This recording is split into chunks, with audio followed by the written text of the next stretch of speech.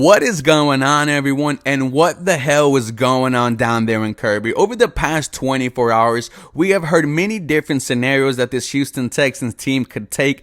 The rumors that Nick Caserio and the Texans parting ways after the NFL draft, those rumors haven't died down, right? When there's smoke, there is fire. Neither parties, Caserio's or the Houston Texans, have come out there and dropped a statement, so that is alarming. Speaking of that, we are 14 days away from the NFL draft, ladies and gentlemen. That's why the timing of all this stuff is very alarming. In 2 weeks, Roger Goodell is going to walk across that stage, hop on the podium, and announce the second overall pick for the Houston Texans. And with Bryce Young and the Carolina Panthers, them just being inevitable at this point, we are hearing some rumors that not only the Houston Texans might not be as in love with C.J. Stroud as most people think, but they might not even take a quarterback with the second overall pick. That's why we are hearing names like Will Anderson Jr., AR-15 and Will Levis have popped their names back into the conversation.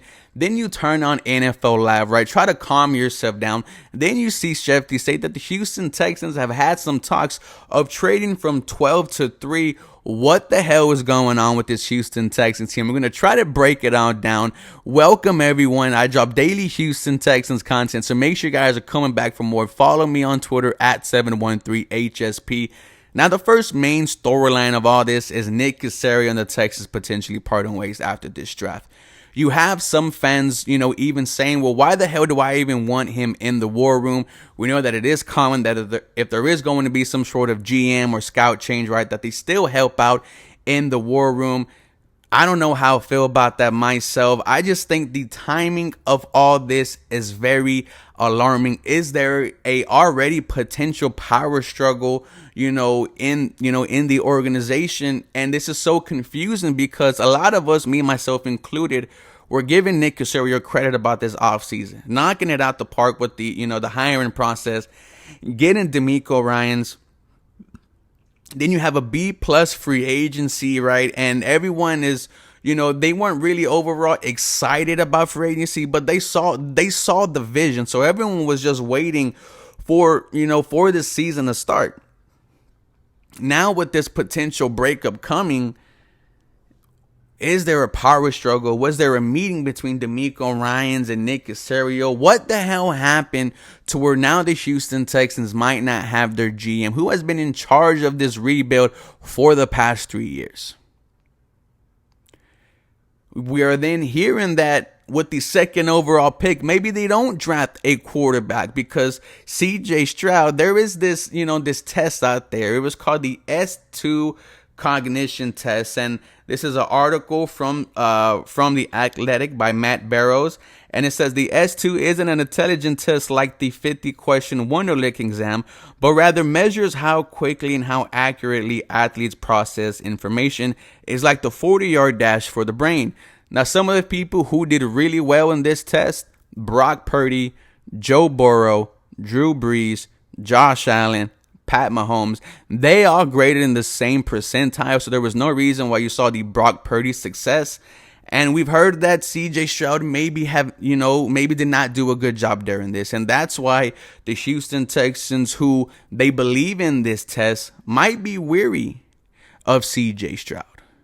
Now, Will Anderson, I think he's a fantastic player. He is an elite player. He should have been the number 1 overall pick if any of these teams didn't need a quarterback.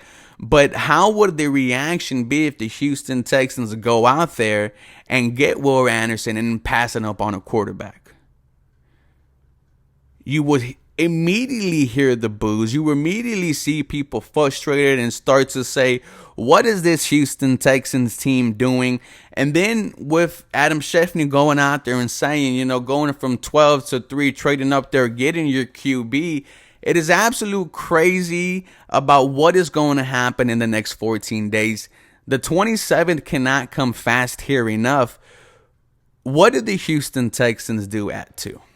If you're asking me, right, as much as I love Will Anderson, as much as I think he is elite, I think you do have to go with QB. I think now you look at someone who would excite this fan base also and who also has a lot of potential. I think you might be having to look at AR-15, who we heard did a fantastic job on this S2 cognition tests. We heard Will Levis did good as well. Also, it is crazy how things like this are used to evaluate these young athletes, and NFL teams are using these tests to pretty much, determine whether or not a player is right for this franchise. We heard Bryce Young absolutely killed it.